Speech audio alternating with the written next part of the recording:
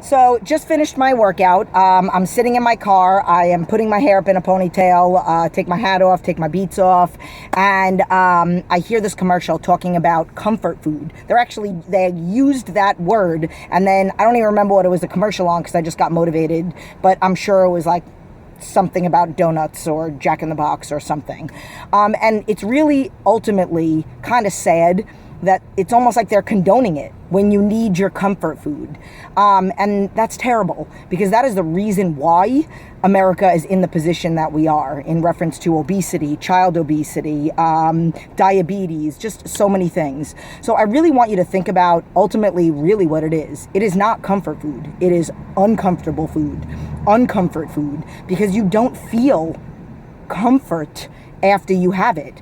You might think that you feel it at the moment that you're eating it, but ultimately, all it does is make you more sick. If you're not feeling the sickness, then maybe all of the other times that you're eating in a day, which I have done a video on that, if you don't feel sick after having a treat, then you're probably not eating as clean as you think you are.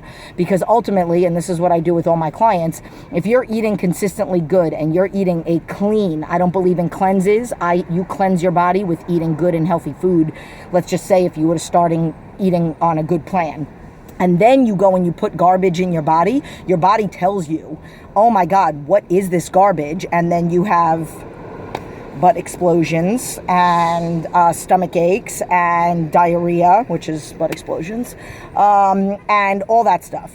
But I want you to think about what it really is. I've done a video on how cheats don't make sense to me. I've done a video explaining about how people do all this work 5-6 days a week. Some people, not my clients, but some people, they justify having a weekend of treats and they don't realize what they're doing. I've actually challenged people and I said, go ahead and have your cheat and weigh in on a Friday or a Saturday morning, then have your cheat weekend, and then I dare you to weigh in on Monday.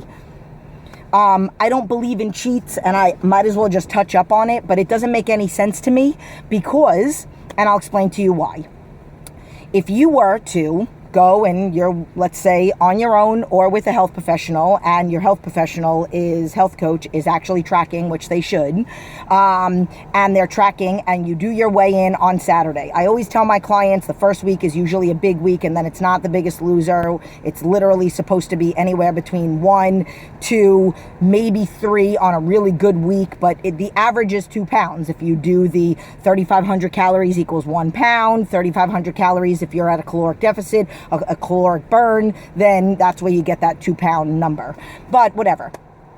So let's just say you're in your first couple weeks and you lose 2 pounds, and then you're given a cheat. The average person of a cheat meal, not a cheat day, not a cheat weekend, one cheat meal, depending on how bad it is, could be anywhere from 2 to 5 pounds. I've seen 8 pounds in a meal. I've seen 8 pounds in a day. I've seen 22 pounds in a weekend. So let's just say it's about 4 pounds on the average, or 3.5 pounds. You're negating a week and a half's worth of hard work by just having one meal that you're treating yourself like you're a dog, which you're not. And I say this with all due respect, you're treating yourself to eating bad food that doesn't make you feel good. So why treat yourself to that? Why not buy a purse? Why not buy yourself a new makeup thing? Why not treat yourself to making memories with your family? Why not treat yourself to something that you're actually going to remember and is really going to make you feel good? Buying a smaller size jean, buying a smaller shirt, or just something to remind you about what you're doing here. So on that note, I just got a little motivated to do this. I was going to try to make it 15 seconds. Not going to happen, Jen. So that I could just post it on Instagram and Facebook, but whatever. I'm just going to download this onto Facebook, maybe upload it onto YouTube. But think about comfort food. It really isn't comfortable when you have to unbutton your pants when you're in the bathroom all day. And I ultimately tell clients that it's all about finding your fire.